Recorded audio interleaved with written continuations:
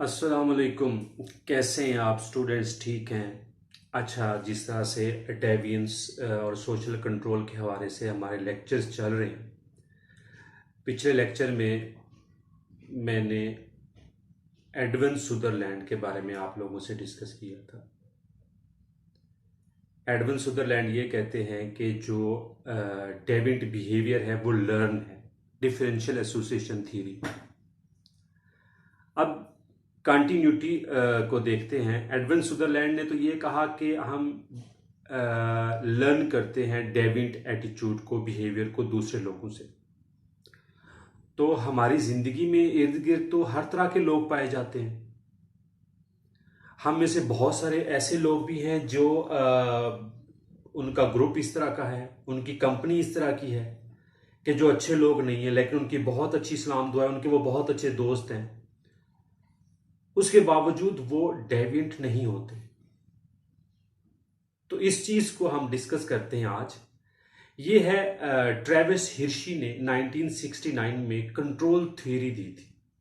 अब इस control theory में क्या है, इसके पॉइंट्स को देखते हैं, चीजें और ज्यादा क्लियर हो जाएंगी। Travis Hirschi developed a control theory which states that social control depends on imagining the consequences of one's behavior. He assumes that everyone finds at least some deviance tempting. Her individual के अंदर वो assume करते हैं कि हर individual के अंदर एक deviant attitude होता है।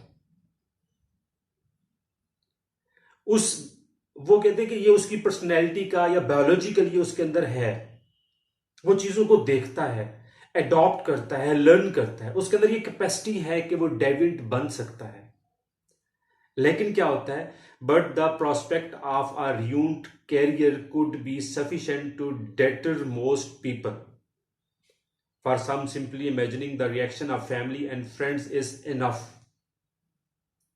हम लोग कुछ बुरा करना चाहते हैं, हम लोग बुरा बनना चाहते हैं, हमारा दिल करता है कि हम भी रूल ब्रेकर बने सोसाइटी के अंदर, लेकिन हमारे फ्रेंड्स, हमारी फैमिलीज, हमारे नेबर्स, हमें उनका डर या खौफ होता है कि यार अगर मैंने ऐसा किया तो मेरी फैमिली को लोग क्या कहेंगे, मेरे दोस्त मुझे क्या कहेंगे, मेरे नेबरहुड में लोग मुझे क्या कहेंगे, मुझे अच्छा नहीं समझेंगे।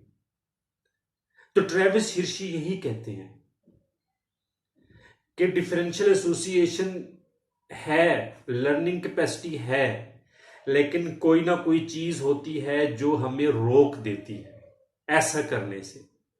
तो वो कौन सी चीजें हैं, वो ट्रेविस हिर्शी ने 4 चीजों के बारे में डिस्कस की है, 4 चीजों का कहा है। आपको भी पता है, मैं सिर्फ आपको एक रिमाइंडर दे रहा हूं।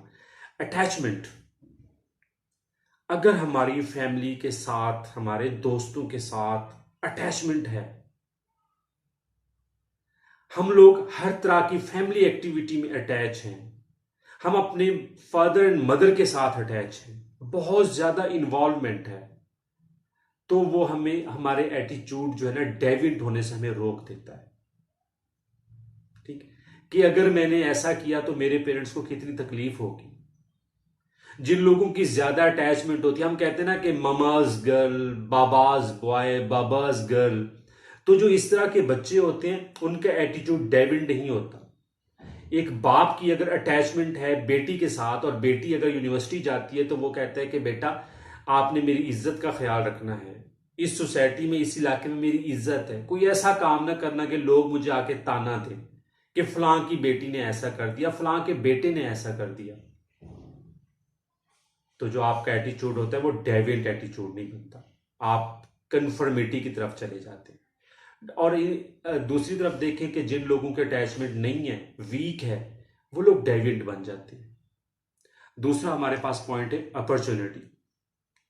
आप स्कूल गए, कॉलेज गए, यूनिवर्सिटी गए, यूनिवर्सिटी से निकलते ही आपकी एक अच्छी जॉब मिल गई, आपका अच्छा रोजगार चल गया, आपको अपॉर्चुनिटी मिल गई, तो आपका एटीट्यूड डेविएंट नहीं होगा, क्योंकि जो लेजिटिमेट सोर्स ऑफ इनकम है वो सोसाइटी ने आपको प्रोवाइड कर दिया, तो आप डेविएंट क्यों होंगे।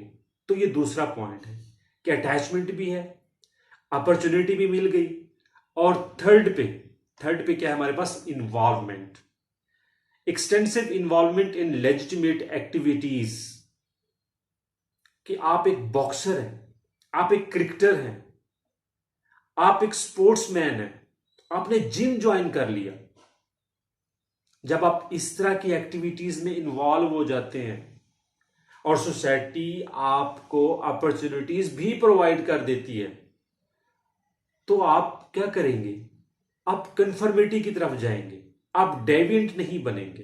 तो आपका एटीट्यूड बिल्कुल सोसाइटी के नॉर्म्स के मुताबिक हो जाता है। ठीक है। और जो हमारे पास फोर्थ पॉइंट है, बिलीफ सिस्टम आपका। अगर आपके अंदर एक आप रिलीजियस टच है, आप कहते हैं कि नहीं यार, एक ना एक दिन तो मरना है, अल्लाह के आगे हमने जवाबदेह होना है, यार हमने कब्र में भी जाना है, कब्र का अजाब भी हो सकता है, यार मेरा अच्छा एटीट्यूड हो, मैं लोगों के साथ अच्छे तरीके से बात करूं, मैं रहमदिल इंसान बन जाऊं, मैं लोगों की हेल्प करने वाला बंदा बन जाऊं। जब आपके अंदर ये डर या खौफ आता है तो आप किसी को भी नुकसान नहीं पहुंचाते। आप रूल्स को, रेगुलेशंस को, लॉज को, नॉर्म्स को, वैल्यूज को फॉलो करते हैं। आप कहते हैं कि मेरा कोई भी एक सिंगल स्टेप, कोई भी मेरा एक ऐसी बात किसी को तकलीफ ना दे जाए, आपके दिल में एक डर, खौफ आ जाता है। तो ये चार चीजें हैं, इन चार चीजों का हमें पता है, लेकिन ट्रेविस हिर्शी ने आपको समझाने के लिए ये चार चीजें आपके सामने रख ली, ताकि हम अपने आप को देखते हैं जब कि यार हमारी फैमिली के साथ अटैचमेंट है, यार हमारी इन्वॉल्वमेंट भी है, हमें सोसाइटी ने अपॉर्चुनिटी भी प्रोवाइड कर दी, हमारा बिलीफ सिस्टम भी ठीक है। तो जब आपको ये चारों चीजें मिल जाती हैं तो आप कन्फर्मिटी की तरफ चले जाते हैं, आप नॉर्म्स एंड वैल्यूज को फॉलो करने वाले बन जाते हैं, आप डेविएंट नहीं बनते, आप वो शैतान बच्चे नहीं बनते, आप अच्छे बच्चे बन जाते हैं। Thank you so much. Allah Hafiz.